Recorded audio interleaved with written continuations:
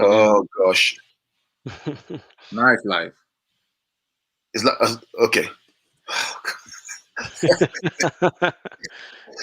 Okay, ladies and gentlemen, again, apologize for the delay, but we thought we were live. Who wants to explain what I just explained again? We Well, have I mean, we want to talk about the Super League, the new league that's just starting. That was announced yesterday.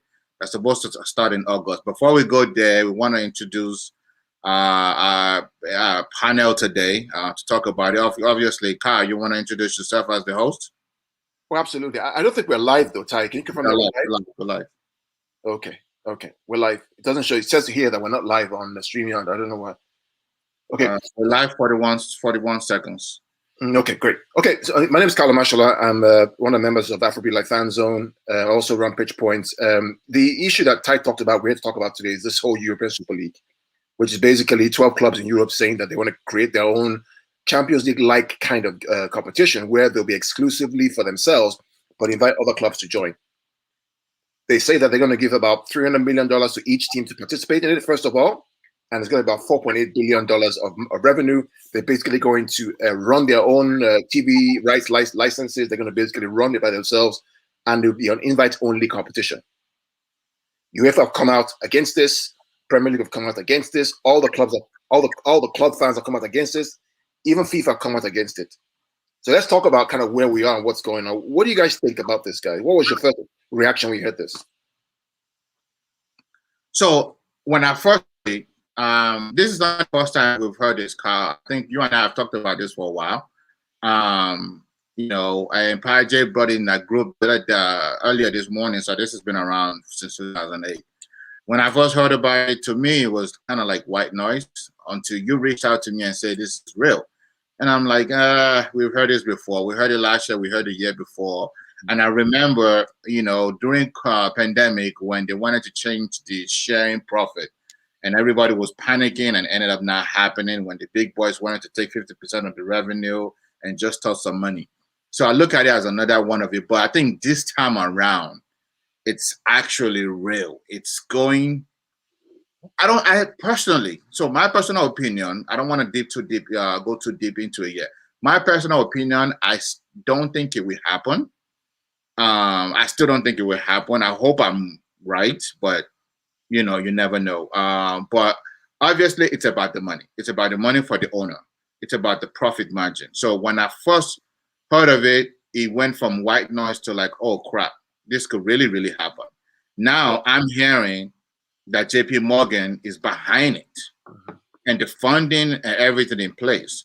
And since we talked about it last night. I didn't want to do a show last night because I really wanted to see how the development goes. And when I'm hearing that Ed Levy, Ed Woodward, and guys that are part of the UEFA board are leaving UEFA to join the Super League, that's a point of no return.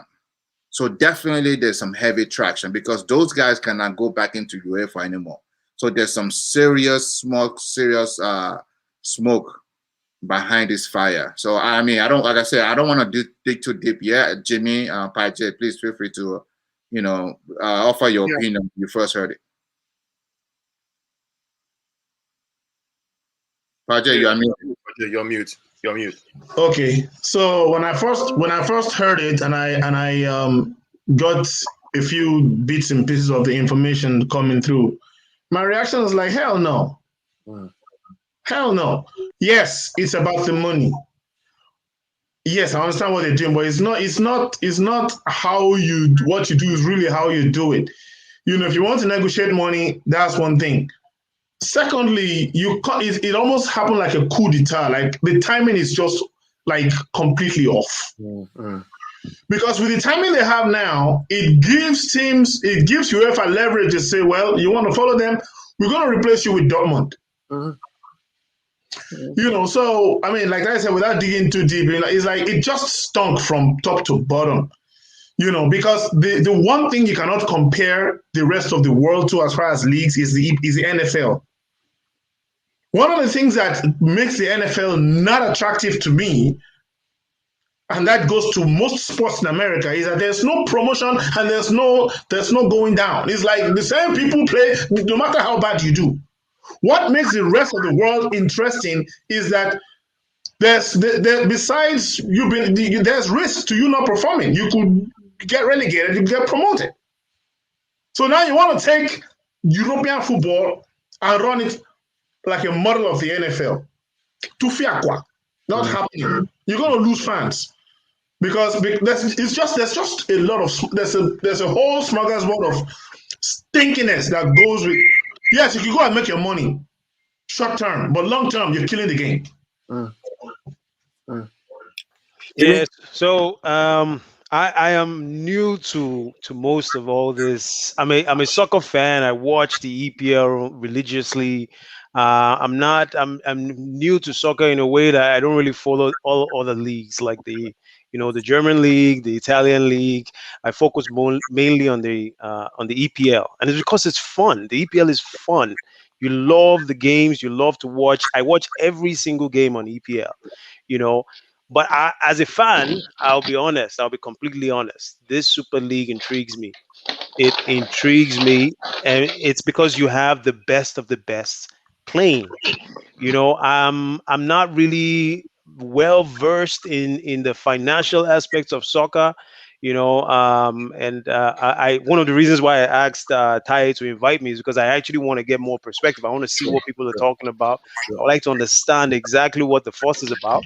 It's intriguing to me. Once you say Super League, it's like you have the best of the best playing amongst each other. Pajay mentioned something about the NFL and there's no relegation. Since I've been watching, I mean, again, I'm fairly new to the EPL, but I don't think any of those top six, if any of them were to ever get relegated, I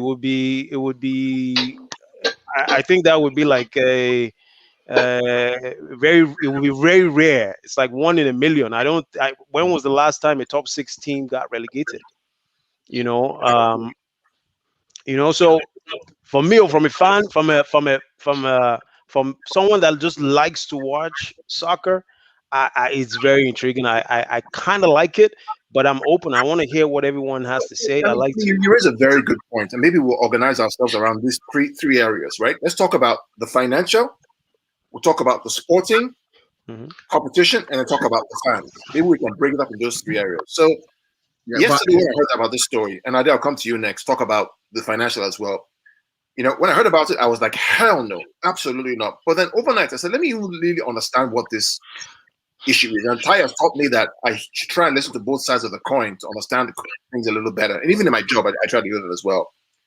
So I said, if I'm an owner, right, why should I be paying all these players wages, Kevin De Bruyne, Paul Pogba, Thibaut Werner, Mohamed Salah, paying them exorbitant wages, and yet the income I'm getting is the same thing as Sheffield United in terms of revenue. When I look at the profit and loss account for Man City, for example, pre-COVID, their operating profit, their profit at the end of the day was 2%. They made $10 million out of $550 million revenue. Yet, we want Haaland, we want Mbappe, we want Neymar. All those are wages going up, but the income is not going up. So there's going to be a gap. And COVID exposed and blew everything up. So last year, Man City lost $150 million because of COVID. Chelsea probably lost like $150 million. United lost money as well. So the question for us as an owner is, okay, how can I earn more money to give a better product, and UEFA won't give me more money, then they blow it up. That's the owner perspective. On the flip side, can you talk about the FIFA, the UEFA, the FA, and the issue with that, and UEFA's leverage that they think they have? So I'm so excited about this. Can you guys hear me? Yep. Yeah, we have you. I'm so excited about this new. Mute for a second. I think there's an extra noise coming from your end. Okay, go ahead.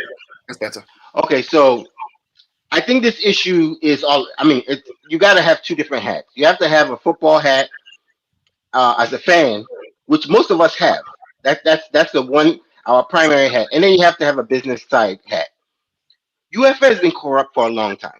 It's been like a mafia, and this fight is really about rich owners versus rich competition owners. That's all it is. That's all this whole thing is about. It's about money. The EPL has always been about money. It's about billionaires finding clubs where they can invest in, make little money, and try to, I'll leave that. That's off topic. But anyway, it's an investment.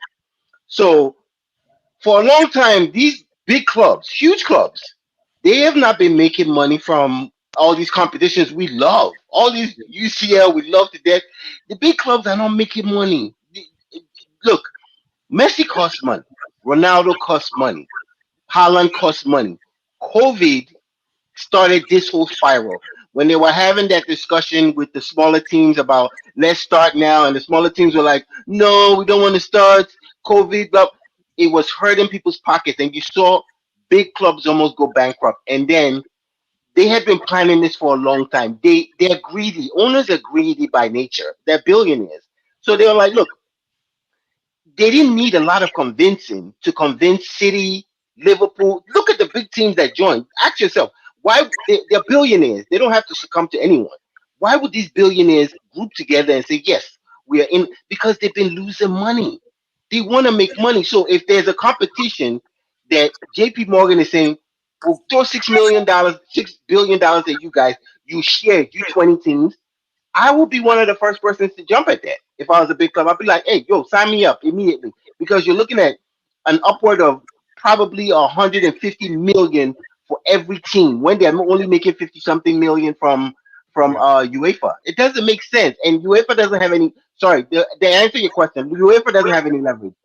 The people that pay these guys wages are the clubs. UEFA World Cup does not pay wages. Nations Cup does not pay wages. Euro League, that's just pride you taking representing your country. So they don't have any leverage. So they can keep shouting all they want, but at the end of the day, if they don't make changes to UEFA, these teams will carry on with this. That's what's going to happen. Thank you. Paji, I'm going to come to you in a minute, but I want to just give some context. So, Tayyip, do you remember our discussion around last year when I talked about the Premier League to change the business model and stop this madness with Sky and NBC and go to a Netflix subscription model, give them 10 times the money? Remember that discussion? Yeah. That we had? Yes. Right. So the discussion we had, Tayyip Hannah, was that we did an analysis. We said it doesn't make sense for the Premier League to basically give the TV rights to Sky and NBC for 100 million for each club. They can make 10 times that by having their own subscription service and going direct to the customer. Right? They can. If everybody around the whole world signs up for $3 or $4 for Premier League times how many billion, you probably get massive amounts of money. And our fear was that if they don't change on time, the greedy owners will look for a way to capitalize on that and actually make it work. And here we are today with this discussion. But coming to the fans angle, Paji, I know that fans will be disgusted and upset with this. A lot of fans are. If there's no choice and it's too late and they throw us all out of the Champions League, which they may do on Friday, next August we start the Super League. Would you enjoy playing Madrid every weekend and Bayern Munich every weekend? Bayern Munich is not even there. And, Heck no. And I'll tell you why. There is, Yoruba says Shoki Lobe Oge. Okay? So there is a certain, when you wait for something and you're looking for something and you work towards that something, there's a way that you download. My English fails me, as my pastor says. There's a way that you savor the taste. For instance, this is the first time in a long time that Chelsea has met Madrid in Champions League. Yeah. There's something to look forward to. When you now make it an every week thing, by the way, there's that other part of the EPL. Like, for instance, now we're playing West Ham on Saturday. Please tell me, what's the incentive to win if we are going to ESL in August? What's the incentive? What's the incentive for the players to show up and put tackles in and get injured when they know that this top four we are fighting for safe? Actually, we are going to ESL. What's the point? What's the point of Leeds trying to beat Liverpool today and Liverpool trying to hang on to top four? So besides the money, there's a trickle-down effect that this has. And for me, playing PSG every other week, that loses the mystique for me. It's like branded insurance playing in Yimba. You know, it's not the same thing as now Sahoy Letuil playing against Casablanca, because now we can watch them every week. Yes, they're going to make money, but fans like me are going to turn it to rubbish. And then there's no promotion, there's no going down. So it's like, what's the fight? It's just a bunch of rich kids wanting to play against each other. After a while, it gets boring. Yeah. Jimmy, this is the issue that I think I have with the Super League, is the fact that it's a closed loop system, right? Where, like the NFL, you know, the teams are set, they play each other every single year, they make money, they don't get relegated, they can plan forward for the next couple of years. So I had a story about the Houston Astros, the baseball team that were really crap before, but because they were guaranteed to stay in the league, the baseball league, they kept getting better and better and better until they won the baseball league. Now, that's American sports, right? That's not the English sports. It's different, right? There's relegation, there's promotion, all that is a whole English league. I get that. My issue, so I don't have a problem with that. My problem, right, is with the closed system and the fact that the way money is going right now in Europe, right, with wages going up. We talk about Haaland coming to either Chelsea or City. Haaland ain't going to cost anything but less than £5,000 a week. It ain't going to happen. Kevin De Bruyne is going to get a new contract for £450,000 a week. Raheem Sterling's negotiating his contract now for £5,000 a week. Income is not catching up with expenses. So at some point, they're going to go bankrupt because they can't invest any more money based on the current rules. So how do we resolve this? Resolution is to increase income to make sure wages can keep up. But who set that precedence, though?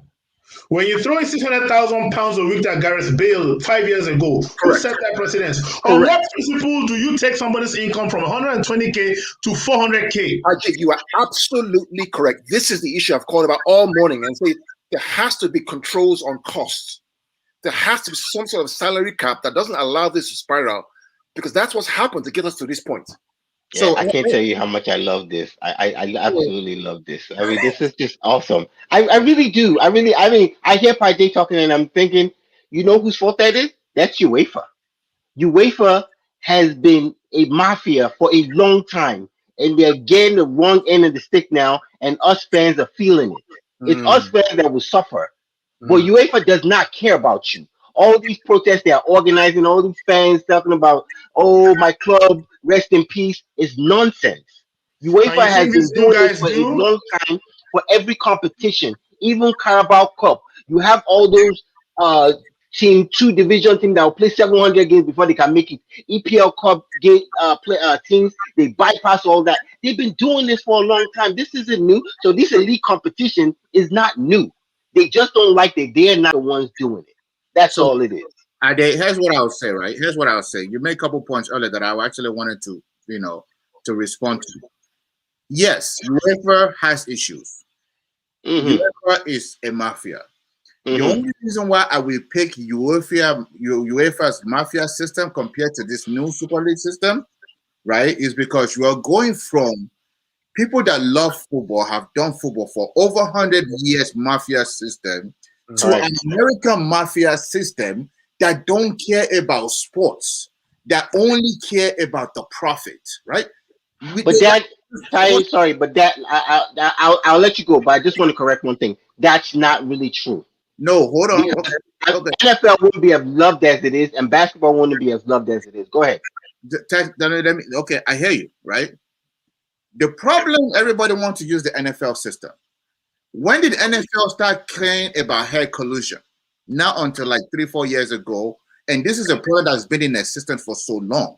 Is when the whole social media that is around right now has exposed a lot of things that you can't cover up anymore. So you have no choice but to change.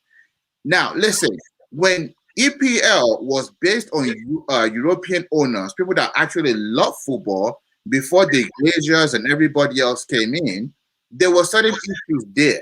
But now this is a different type of issue. You're going from one mafia to another mafia. Now, one thing that Pai just said earlier that we have to understand is it's cool, it's great now to see Chelsea or City playing PSG once a year or once every 2 years. There's a mystique to it, and we love it because it's not there all the time. It's like, for example, when you dating a girl, the first time you go out with her is special. Maybe the second time is special. But when she becomes your wife, babe, you want to go out tonight? Not really. It's special. Let's be real. So it's not when you have to play Real Madrid, when City has to play PSG every other weekend, it's no longer the same thing. Remember, Carl, when they had the summer league, when Barcelona and Real Madrid and all those big clubs used to come to America in the summer. The stadium used to be packed. Carl and I have been to a couple of those. I remember when Carl flew to, I think, Orlando for one, and ticket was like $1,000, and I'm like, I ain't touching that, right? Yeah. And guess what? That stadium was packed. The first Classico they had in America, the stadium was packed.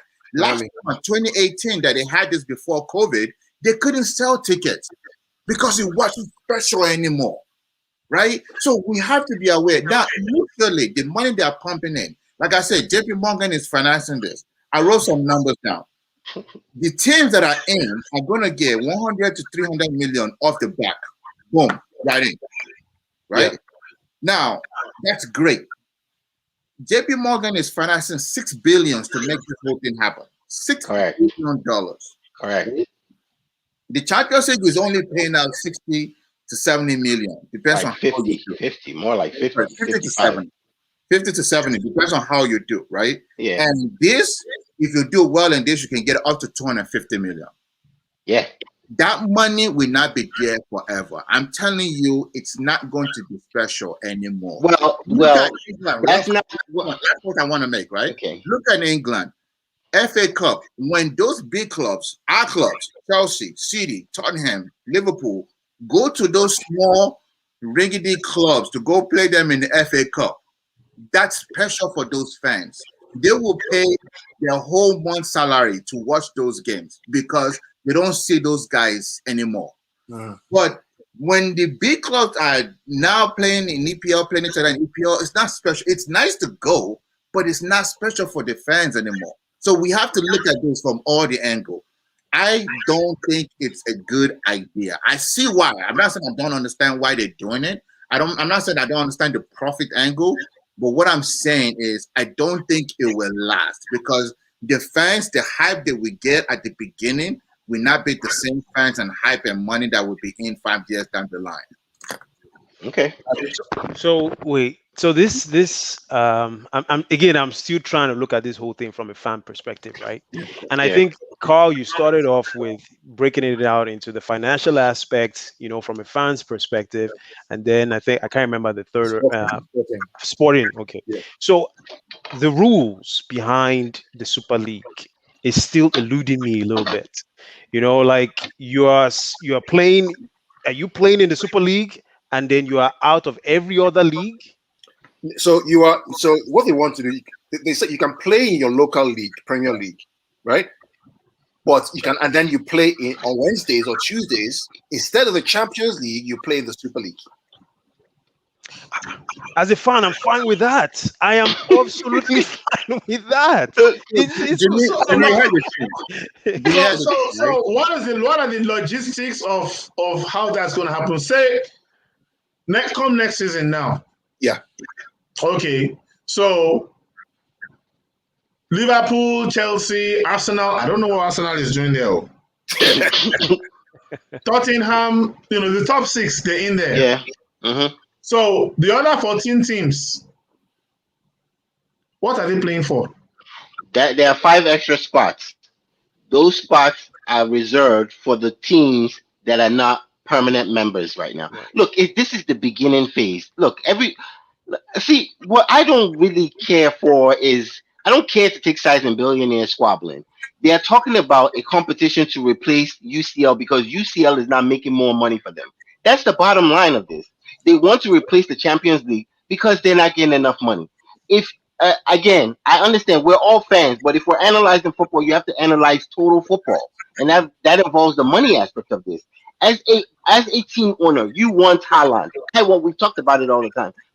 I want Haaland, you want Haaland.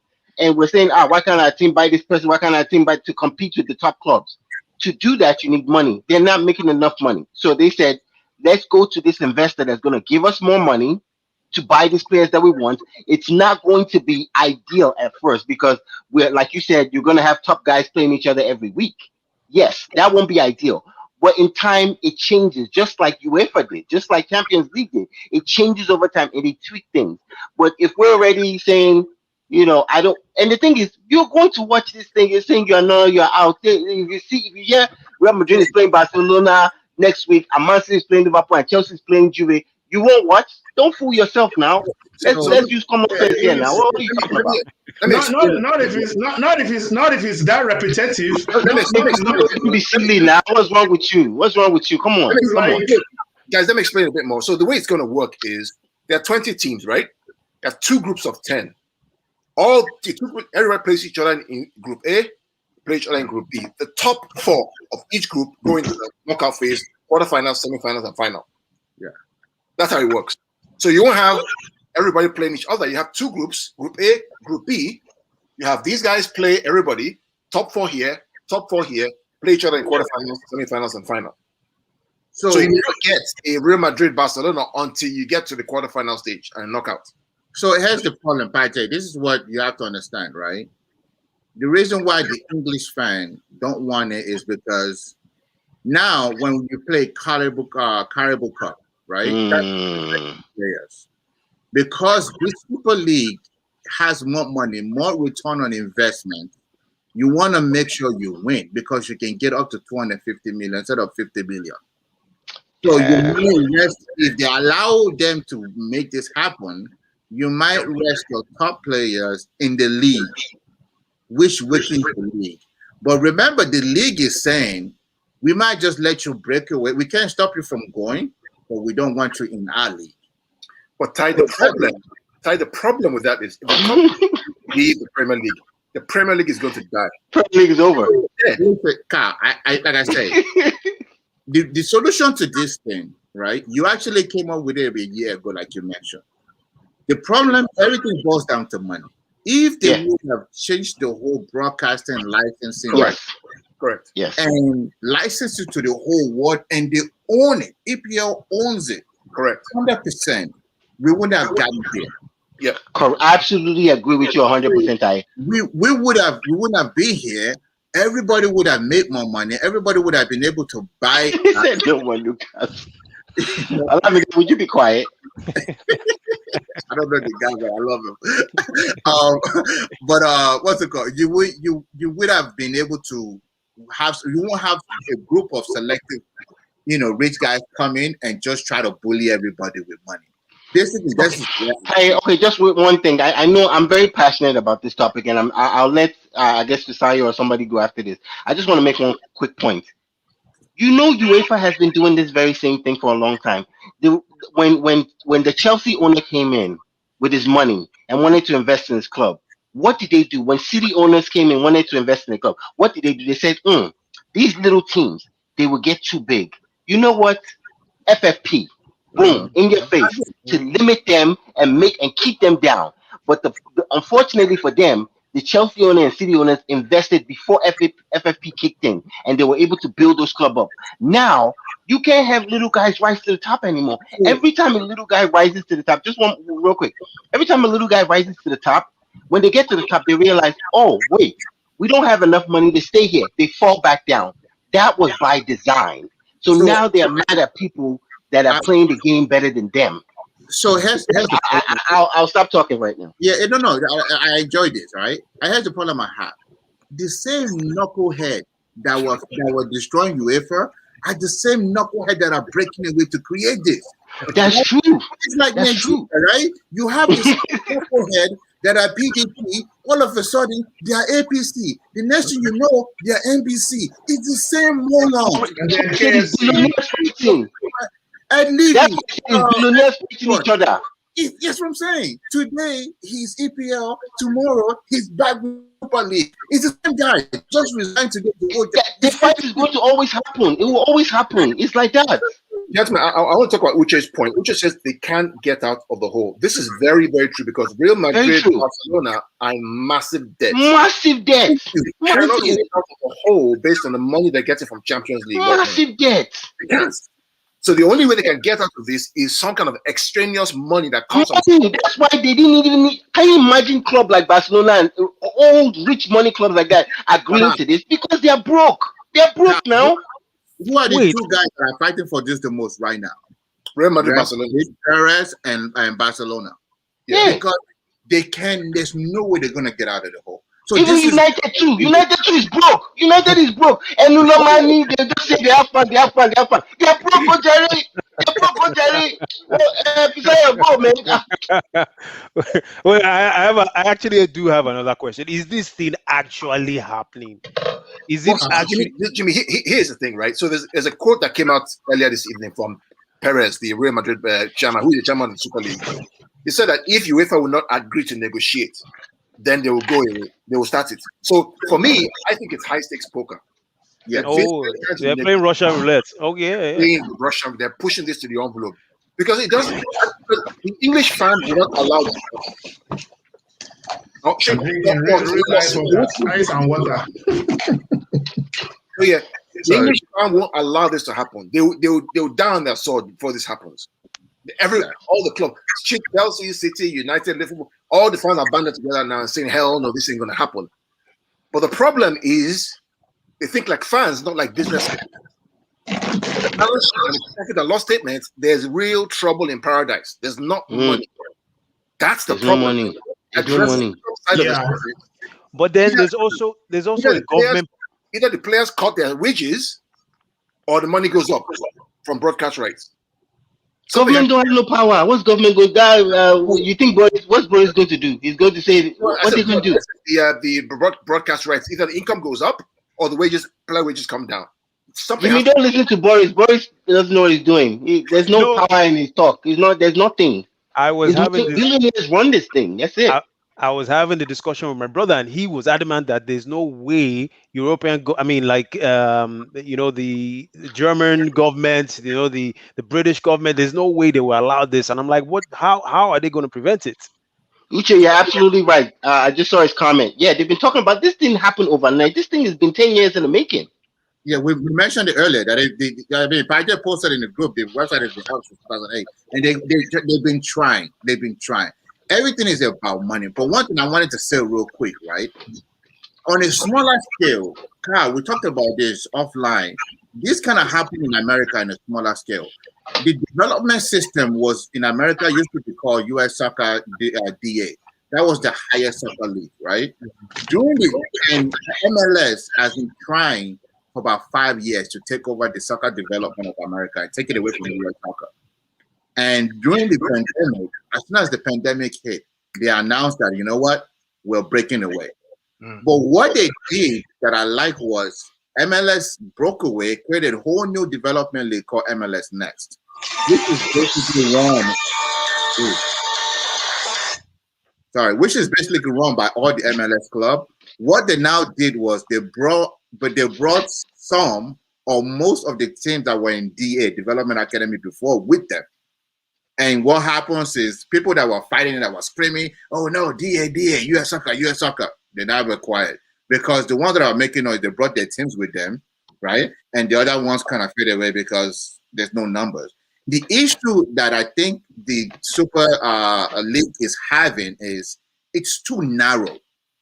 20 club is too narrow. If they would have done this and say a whole new league and we can have up to 60 leagues or 32 teams or more teams, and we'll run it like the World Cup and you have qualifying and all that stuff, it would have been fine.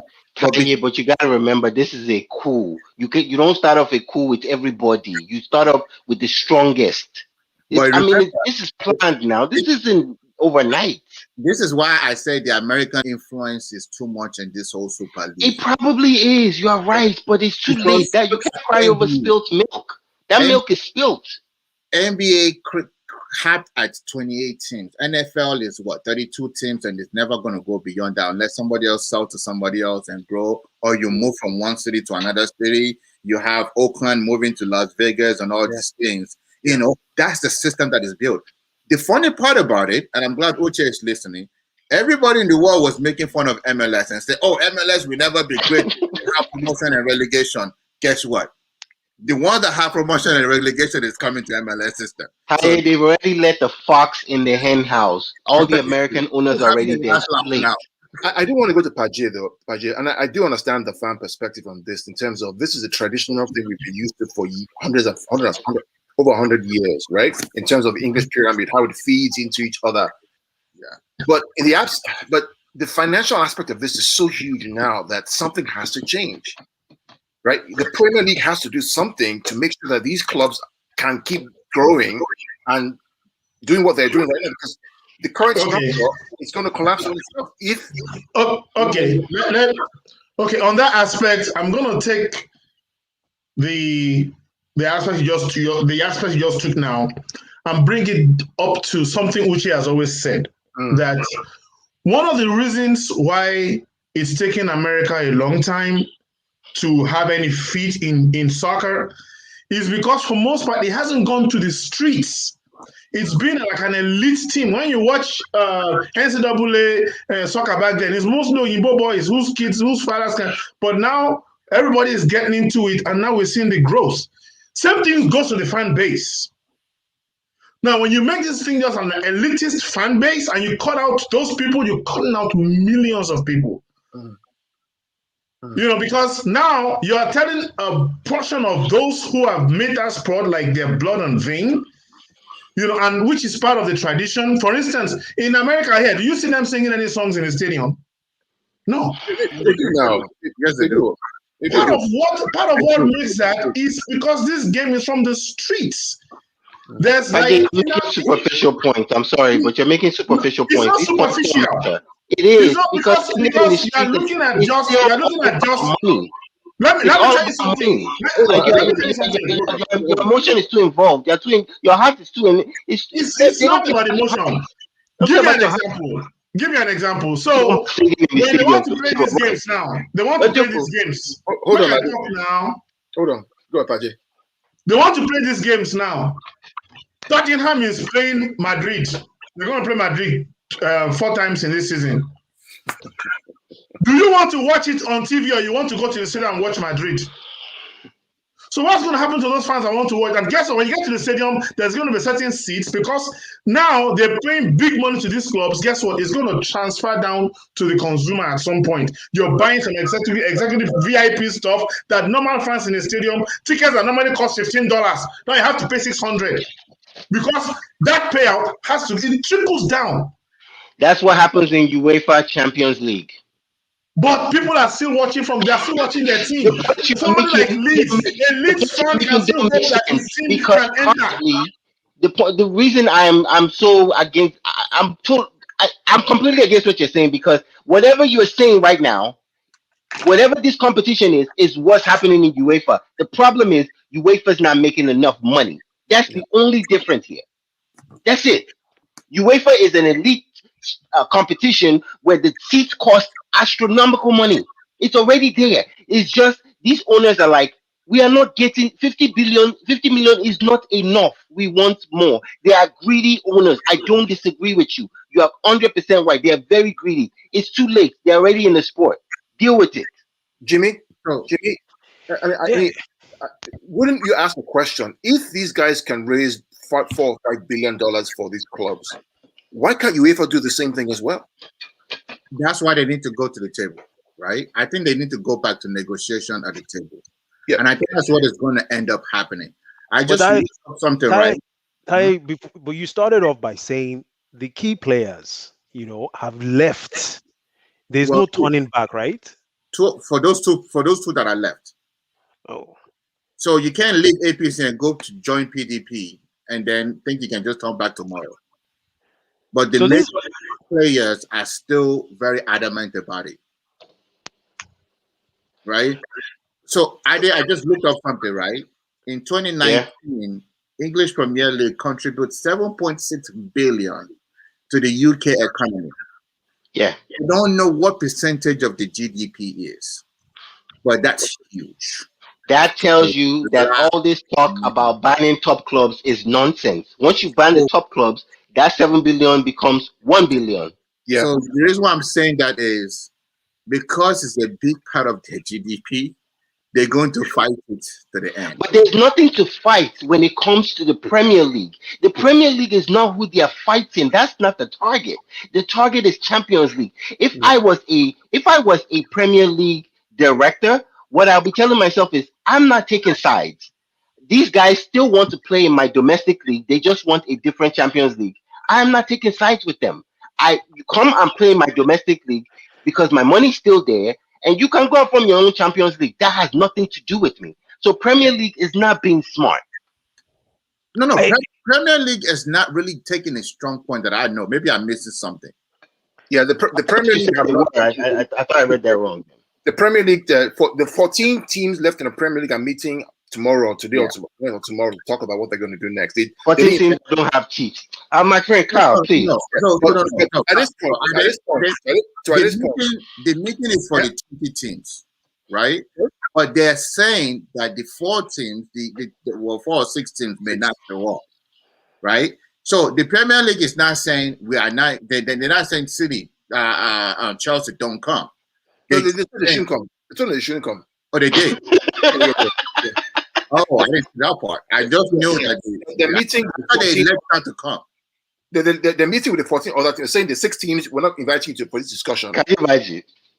14 teams. The problem the Premier League has is that 80% of the money that generates from the Premier League is based on these big clubs. Nobody watches Burnley versus Sheffield United except the game that's in between. The most diehard fan in the world. Yes.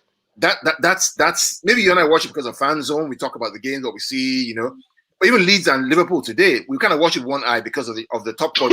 That's true. There's no top 4 implication. We won't even watch it. Frankly, okay, we like Bielsa, fine. But who watched, Sheffield United versus West Ham? That's why there's on Peacock. They're on Peacock. They're like, well, put it on Peacock. For the big games, City, Chelsea, City United, Liverpool City, huge games, right? They generate the income, the viewership. So the Premier League are smart. They'll say, okay, for those big games, you guys deserve a bigger share of the pie because of the size of your investment and size of your turnover and size of your club. Right. We'll give you that one. All the smaller clubs, you still get your 100 million, though. But until you get to this big boy stage, everybody said to yourself. But they're not doing that. One last thing. If I'm looking at this realistically, this thing is a 50-50 chance. At the end of the day, it's all about using leverage. They want to force these teams to come to the table and renegotiate. If UEFA is willing to renegotiate contracts for the money generated by the big teams, this whole thing will go away. It's just billionaires using their leverage. They do this in the business world, and they're doing it with their teams. That's it. It's just it's a 50-50 chance it works.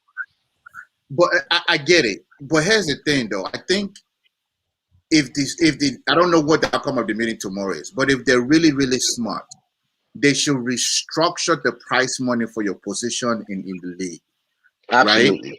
And I also understand that, okay, you want to share so that everybody can strengthen themselves for the following week, but you can't, and I think Carl and I have talked about this before, you can't keep rewarding failure. Like, absolutely. If you get demoted from the EPL to the championship, you actually walk away with a bag of money. Yeah. You know what I mean? So they should come back. If they're smart, they should call say tomorrow and say, you know what? If you win the league, you're gonna get a whole lot more money. If you come second, third, and it kind of goes down that way, if you are in the top 4, by playing, it increases your profit margin.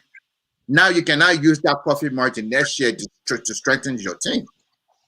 I think that would be one solution. Number 2 solution is what Kyle said last year, which he said today was change the broadcasting rights. Own more of it. Own your league. You can, I don't know, but they have contracts for 2-3 years. So I don't know if they're going to cancel those contracts. I don't know how that's going to work. They probably can't cancel the contract, yeah. But what they can do, there's actually a video link I'll share with you guys afterwards. It's on the YouTube. It talks about this very thing about having a Netflix for Premier League kind of a service. Yeah, where you can actually bill people $2 a month or $2 a quarter. But there are billions of people who watch this product on account. You make 10 times what you're making right now with the Premier League. And right now makes it easier. If Chelsea finished first this season and City finished second, the difference in prize money is like £1 million or £2 million. What? Everybody gets 100 million.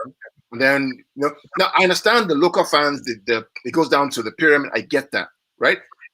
The increased money in terms of broadcast rights will also trickle down to the bottom. We have to consider those clubs as well.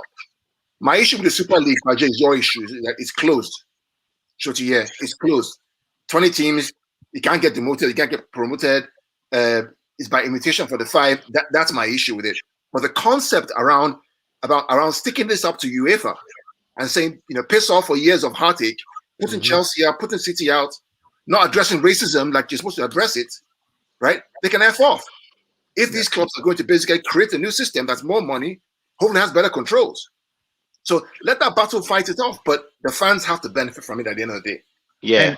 That's my issue. Speaking of restructuring, I think player salary should be restructured too. Yes. Right? Yes. I think player salary, nobody should be making more than $250 a year. Now, the structure for performance, for the winning club, for the winning teams, players should definitely increase. Right? Yes, you got to pay some players more than others. I get it. But there's got to be a salary cap. And then I agree with the cap. That's beautiful. I agree with that. There's got to be a salary cap, and then there's a bonus structure with it. Just like private companies, right? If you perform well, you get it. You get a hefty bonus. So now players are actually. Sometimes I feel like, not all the time, but sometimes I feel like players, they lose a game, then at that night you say my the club. It happens. When I used to go out a lot, the Wizard would get whooped, and I'm partying with John Wall at night. I'm like, what the hell, man? What are you doing here? You're supposed to be crying. You have some little kids at home crying right now because you didn't perform today, but you're here popping bottles. So I think they not just restructure what the team makes so that you can get more profit margin. Let me trickle down to the player salary. I agree. I mean, I talked about it on Twitter all day today. I said I try to strip down to the core. The issue with this thing is wages and income. That's the issue. If wages keep going up from player salaries, Kevin De Bruyne on £450,000 a week, Messi coming for what, 600, Gareth Bale for £600,000 a week. He's not even playing. He ain't even playing. Harry Kane, Paul Pogba, what? David De Gea, who can't even make the first team squad. Right. £400,000 a week wages. Imagine. But income is not increasing at that rate. It's that's bankruptcy. Right. It's bankruptcy. Something has to change. Something has to change. Maybe this people at the end of the day, these teams are broke, man. If Barcelona don't have money, they are broke. They don't even I looked at Barcelona one time. They said, Barcelona, come and join. Barcelona said, my guy, I've packed my load already. I'm there. They are broke. I looked at City's accounts from before COVID. Before COVID, we had a revenue of £550 million. City was making a lot of money. City don't have money. When Pep says we don't have money to sign this guy, they think we're joking. Pep is not joking. There's no money because so one bet. There's no money. Pre-COVID, our profit was £10 million over 550. That's a profitable year. Chelsea, the same thing. And then last year, Abramovich, Chelsea owner, spending 250 million. You guys think he's happy that he's paying? That's why he said, "I'm joining too." He's broke. My guy is Russian. He don't have money anymore. He's broke. He's broke. Our Chelsea owner talking about Haaland. You're talking about Havertz. This was saying 90 million. You're talking about Timo. You think they're buying them in calories? It's money. All of it right now. It's money. It's expensive. I don't blame the owner. I'm sorry. I'm very passionate about this thing. I don't blame these billionaires.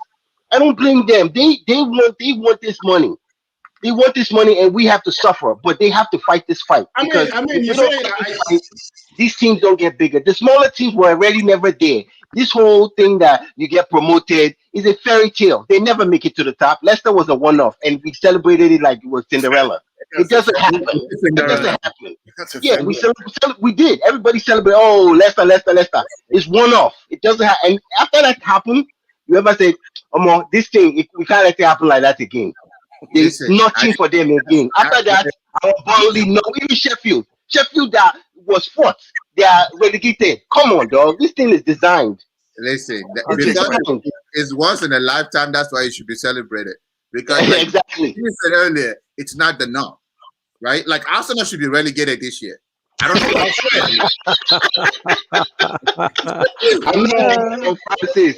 That's not me. That's Ty. I don't care. But the point is, I think the point is that there has to be some kind of balance, right? Uche, Uche, you should have been on the show. You got all these good points. Next time, log into the show and give us your input. Uche can join us. Uche, you want to join us? Let us know. I'll send you the link. Uche will join now. We start talking like a sexy boy. Yeah. That's true. That's true. That's true. When the time I've seen Uche on the board, he's like, this guy that wanted to fight someone in the parking lot just now. Now you're coming. He's like somebody was dressed in shirt and tie. Oh yeah. Now he was speaking Queen's English now. Watch you. Who's speaking Queen's English? Watch him. Oh my goodness. I think he's over here sweating his head, and Ote would be like, yeah. The UEFA chairman came out today and said that they may throw our clubs out of the Champions League this year. Oh Jesus! That's so wait, they're actually saying they're going to cancel. No, because they said that's exactly what they're. No, Jimmy is right. Yes, they're saying because if you told those top, just cancel it because you want to watch West Ham play live. What they're going to do? It will be PSG versus Dortmund, Atalanta, Real Madrid, Real Madrid. That's what they're going to do. Who's going to watch that? Me. Watch PSG Dortmund. Oh no, my J. I'll go and watch Super League and watch Man City play Liverpool and Chelsea play Barcelona.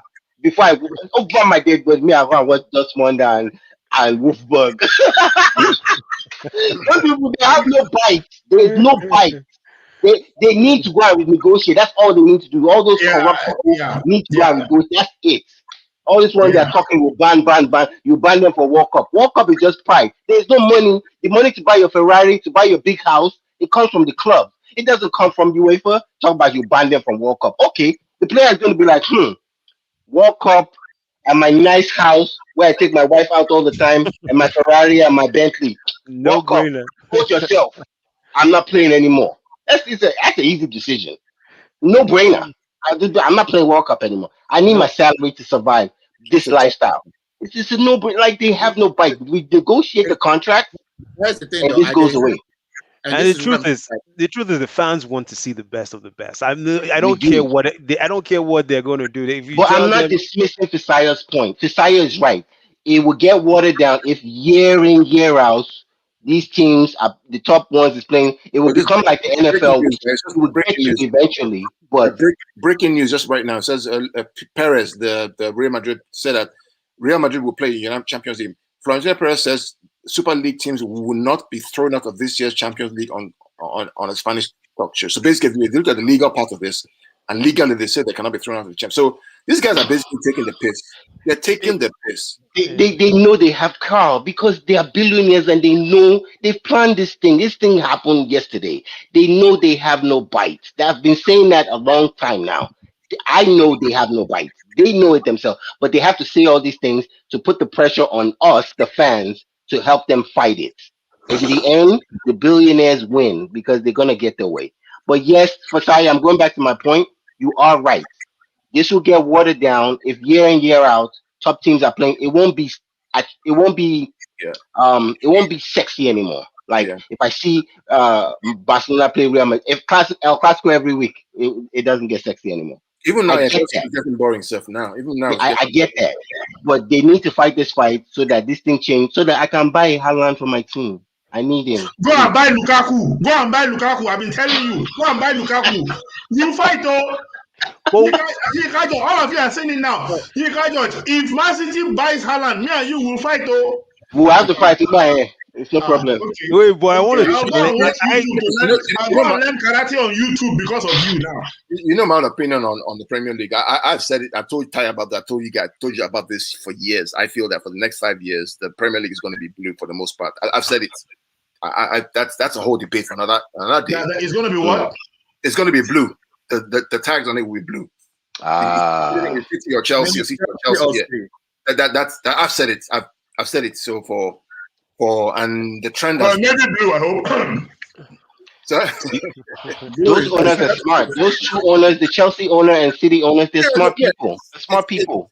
They're modern day entrepreneurs. Yeah, they modernized their team. That's why they won in the last 10 years. They won most of this competition. Yeah, I mean, except UEFA, but Chelsea won that. So the numbers are there. The data is there. It's clear. I mean, you can't deny the facts. The data is very clear that these two clubs are the ones who won the Premier League and an English title for the past couple of years.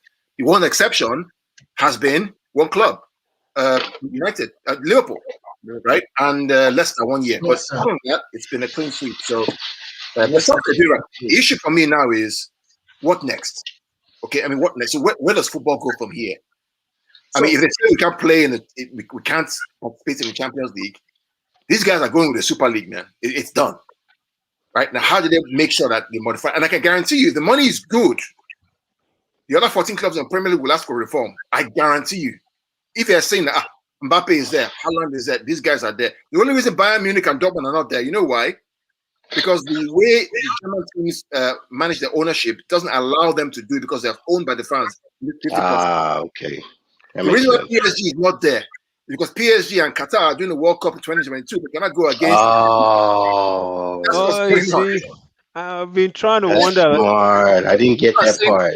PSG, Bayern Munich, Dortmund, they're noble. There ain't no nobility in this thing, man. This is strictly business. Can you imagine? I didn't even know that. I didn't know that. Thanks for that. Qatar is hosting the World Cup. Bein Sports is a massive funder of that, right? PSG is owned by Qatar. They ain't going to go and bite the hand that feeds them for the World Cup. I see. They're going to open up the fans and show all the stuff that's going on. Right. Interesting. Somebody else. Bayern Munich and Dortmund didn't have a choice. Their fans won't allow because of 50+1 ownership model. Right? And that's what's going on. Another thing that's missing is the players' union. I don't know how strong the players' union is. This is the time for them to actually negotiate more money from FIFA, from World Cups. Yeah. Like, players, like Ade said earlier, yes, they do make some money for going to the World Cup, but a lot of that money comes from the country itself for the reward. Correct. Them. Now they need to say, okay, if I'm in the World Cup, I need to make some amount of money. I don't know if they have a player union for FIFA that can fight FIFA for that money, because FIFA is huge. FIFA makes a lot of money, and they keep most of it. They spend a lot of money, but they also make they keep most of it. The money they pay those guys for those competitions, some of them donated. It's nothing. It's peanuts. FIFA makes money than a lot of countries. So isn't the money coming from the national? It's coming from sponsor and TV rights. Sponsors, TV rights, and then ticket sales every 4 years or every 2 years, and all those kind of things.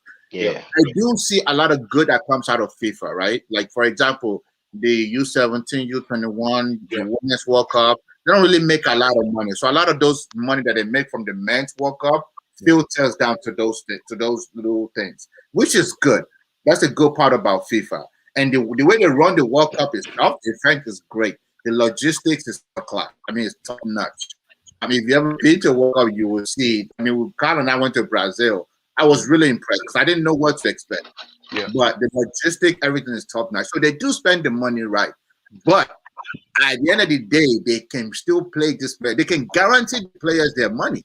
Because look at the instance of Ghana having to fly cash, raw cash to their players so that they can play their game.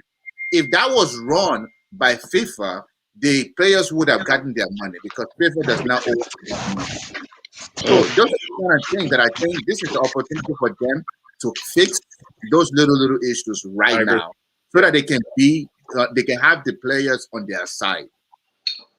Well, there's one thing, Jimmy, that this pandemic has showed us across the whole world.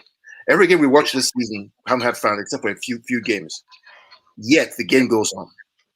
Because people like you and I across the whole, and this is what my UK fans don't understand. I keep talking about this. They keep denigrating us overseas fans, saying we don't have this, we don't have passion, we're not. What they don't understand is there are more of us who are fans outside of the UK than there are fans in the UK. It's a fact. Right. Yeah. It's a fact. And the I love that they think that, but guess what? The reason they had to show those games is because if you look around that stadium, everybody keeps talking about, oh, American is too much advertising. Look around any football stadium, all that stuff you see, that's the reason those games had to be televised. It's money. Money. Right. It's money. And if you want the big players, the De Bruyne's, the Havertz's, Timo's, the Pogbas, the Salahs, the Van Dijk costs what, £75 million? How much is his wages? £340,000 a week. You want that guy? You gotta pay. They don't feed them fish and chips. And it doesn't work like that. This is modern football. It's unfortunate, but it's the reality, guys. Like UK very unfortunate. Very unfortunate. What happens? Money talks and BS literally walks. Yeah, all those advertising around, it's just, and that's why they were like, even with COVID, they were like, we got to find a way because we cannot lose this money. We got to finish this league. In the midst of the pandemic, they finished that league because they would have lost that money because the advertisers were like, hey, if you're not showing games, we're not paying you. We're out. They were like, okay, you guys get back out there, go and walk, wear your mask. I'll show you a fact. So when the pandemic hit, if the Premier League didn't finish the season, they were going to lose like £600 million or so. They have to return that money back. Return the money back to the broadcast because they already chopped some of the money. Yes, they already chopped some of the money. So imagine trying to pay wages. Up to 1.5 billion. But they're already halfway through the season, right? Yeah. Yeah, so they have to return them back the money that they were going to give up if they didn't continue the season. Yeah. Imagine returning £600 million back plus players' wages. What the loss would have been on the balance sheet. Every team is broke at that point. Every team just broke. I love my UK fans. I love them to death. But you gotta think about both sides of the coin. It's global. This sport is global now. It's no longer UK pubs. You're talking with your friend. This is a global sport. And TVs, your eyes on the TV are what advertisers are like. Hey, are they gonna be watching on NBC or Peacock? No problem. Put your ads there. It's money, bro. I mean, you know how bad it is now. When you watch Liverpool versus City or City versus Chelsea, okay, I guarantee you, May 8th, right, 2021, whatever day we're playing you guys at the Etihad, here's what's going to end up happening. When the game is about to start, you're going to see NBC minimize the startup where they're right? Minimize that screen. And on the right side, they're going to maximize the commercial. I noticed they started doing that. I noticed they started doing that. Yeah. They don't focus on the game, they make it small. What small screen? Minimize it's funny, bro. It's changing. The maximum. All these little things are billions of dollars. Billions of dollars. I'm telling you, this is the unfortunate thing about the modern game. I want to make one point real quick, and I think some people might think this is irrelevant. The fan base. If the whole world agreed with the UK fans, right, it would have been easier for them to fight it. Anybody that knows me knows that I hate anything Chinese league, right? If you look at when the Chinese government was pumping so much money into soccer, and I keep telling everybody, this is going to fail. You cannot sustain it. And it failed. You cannot sustain it because yes, you pumping money in, it's great. But you need the support. You can't build a fancy house on a weak foundation. Support was there. So you're bringing Hawk, you're bringing Igalo, all these guys and pay them mad money to put them on TV and show, but the fans were not coming to the stadium. So if the global fans, including UK fans, bound together and said they're going to boycott the Super League, which is what the EPL and the UK government want, then they could have a problem. Correct. Yes.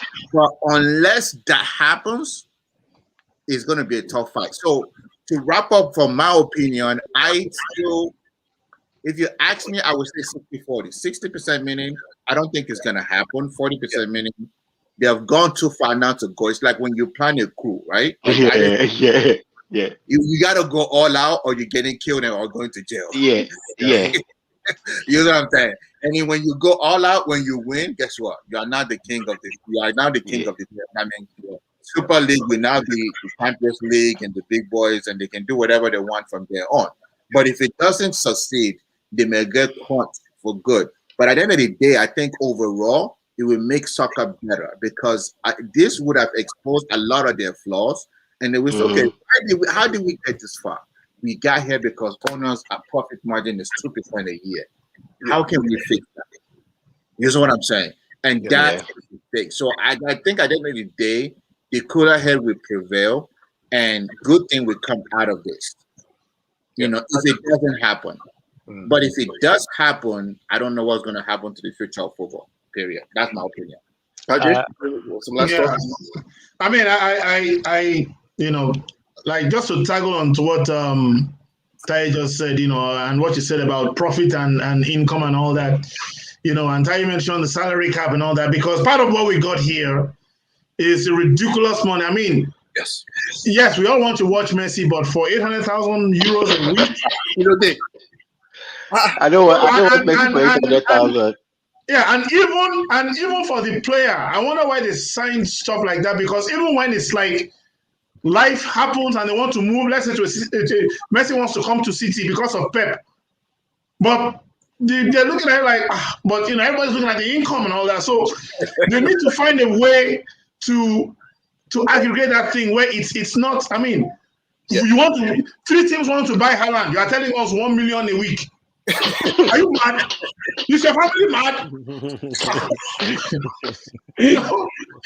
you know, so that's my concern. Like, okay, now if you move on to this big league thing, who says that salary cap issue is not, that income issue is not going to continue? Because they might be competition to grab the best players and just throw the Empire State Building at one player and say, I will give you this house. If you give us a rock to come play for us. So there's a very good model right now in India for the England, I think it's England Premier League or Indian Cricket League, where they have like the superstars of the world come and join this Indian Premier League, and they pay them like $1 million a week or something. It's a short competition, but it's been going on for the past couple of years, because that's what they're making money from this thing. Sponsors are making buku money, and all the best players go to it to go and play. Well, I mean, to be fair, they have like 8 billion people in India. And all they have is cricket. They all watch cricket. No joke. Every single last one of them watches cricket. Yep. Oh yeah. Even in the pandemic. Jimmy, what are your final thoughts? That's why they don't have one single good soccer player in the world. But they beat us 100-1 the other time back in the 70s. That's not true. That's not true. My final thoughts. I actually want to disagree with the fact that, you know, you guys were saying that the league might get watered down if the Super League exists. I don't know. Like right now in Champions League, we see the same set of people playing. That's a good point. It's Real Madrid, it's Barcelona, it's PSG. It's the same group of people that play in Champions League almost every final. Good point. Every one or so, you have. Actually, I don't remember when was the last time an underdog won. The underdogs don't win Champions League. That was a long time ago. Porto. I went to the semi-final, which was a surprise, right? So every year you'll have 1 or 2 teams that is like the Cinderella, you know. So that alone is intriguing. But what happens is when that Cinderella come up, everybody rates that team, right? When Leicester won the league, everybody rated Leicester. When Ajax went to the semi-final of Champions League, everybody rated them. So that intriguing factor makes it interesting. And also, as much as it seems like it's almost monotonous, there's always a unique story on how to get it. And I think now that you're going to have your Messis and your Ronaldos out of the game soon, because those were players that single-handedly more or less drag those teams, it's going to make it a more of a level balance, you know, the balancing act. I think so. Because for a team, for instance, a team like City or Bayern Munich, it's not going to take like that one person. It's going to take, because of the competition, it's going to take a team to actually do this. But when you have like Messi can just decide to, you know, just push that button, that red button, and then all of a sudden Superman this thing comes and he dribbles the whole team and scores like 4 goals in like 6 minutes, and the game is over. Moving forward, that's not going to happen because those superstars,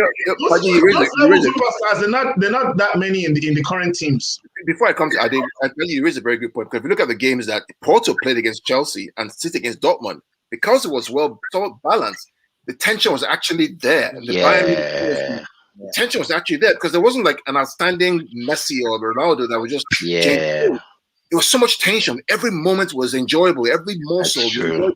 So you are correct that it's going to be, when you have that level of competition in this league, Super League, it could get to the point where it's so tense because it's so fine. Yeah. Like the smallest difference, smallest mistake, it's over.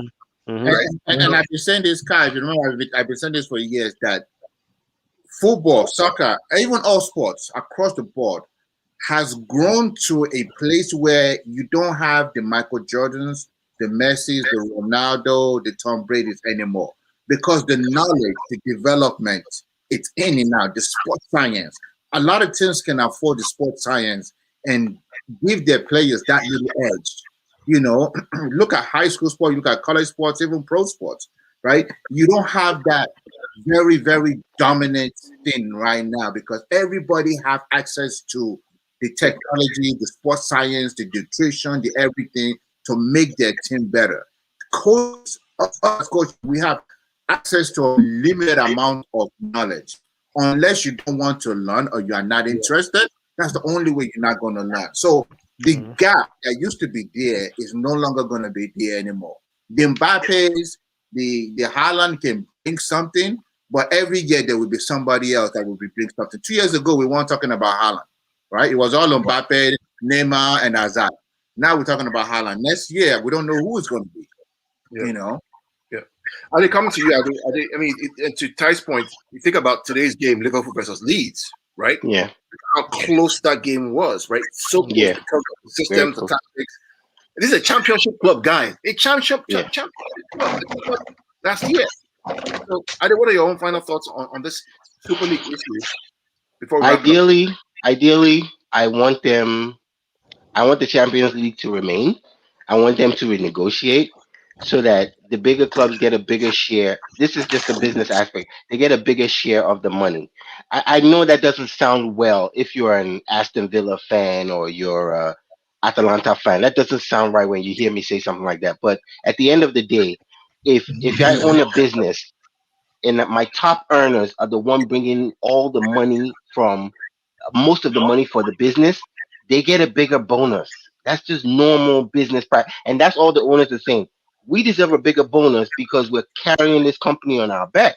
The Chelseas, the Cities, the Liverpools, the history. Why again, even the Arsenal we keep making fun of. When you don't think about Arsenal, don't think of it from the footballing aspect alone. Yes, footballing wise now, they're probably low leagues. Let's be honest.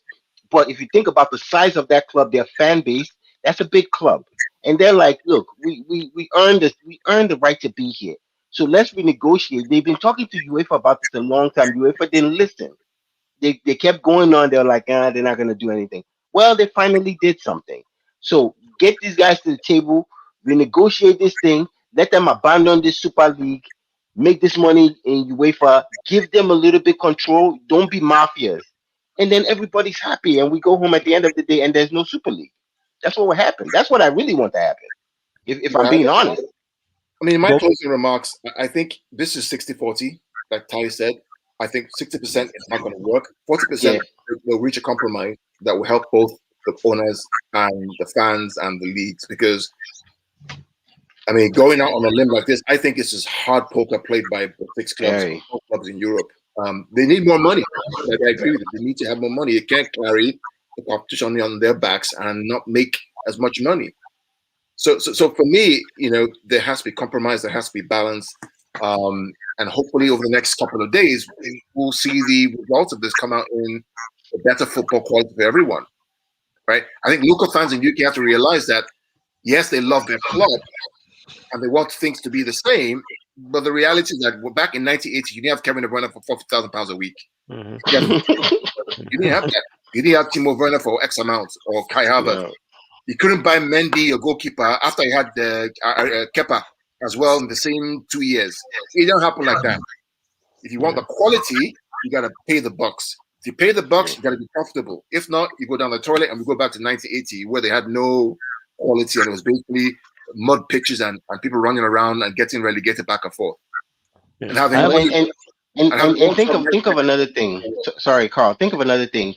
When you come down to the final stretch of these seasons, this competition, the top teams are having to play several games a week because they're in FA. Look at Chelsea. Chelsea is in Carabao Cup. They are in they're in FA. They're still in Champions League. They're still battling for top floor. Look at City. Look at Liverpool. All these games in a week, and you're telling them they can't get enough money. The relegation team, they're only playing one game a week now, and that's it. Go and rest one game. Okay, let's go and rest for 1 week and come back again. City is like, hey, I have to play De Bruyne this week and Tuesday. Carabao Cup. Everybody was shouting quadruple. Pep said it's not it's not possible. Why did Pep say it's not possible? Because they're playing like 4 games in a week, my guy. Pep said it's not possible. Leave story. Everybody said it's quadruple. Look at Francis' mouth. His mouth like cockroach. It's quadruple. Where's the quadruple? just repeat them now. Because we rested all the guys. Pep said my guys have to rest. If they win, they win. And Chelsea was like, hey, you can't disrespect us like this. Chelsea won. Exactly. So that I think and they deserve to win. Once we saw them, they deserve to win the game. Chelsea is not some Trump team. You are going to put up your B team and think that you just run over them. It's not going to happen like that now. Pimpion Timo, my guy, until I started score goal, it came over. Yeah, it doesn't happen that much. I saw the lineup. I said it's not going to pay me at all. It's funny because I and I talked about it like, oh man, like now I think we winning this game. I remember I was telling you. I told Carl before the game. I saw the fullback. I said this game is over. Yeah. And the fullbacks that I talked about are the ones that were terrible in the game.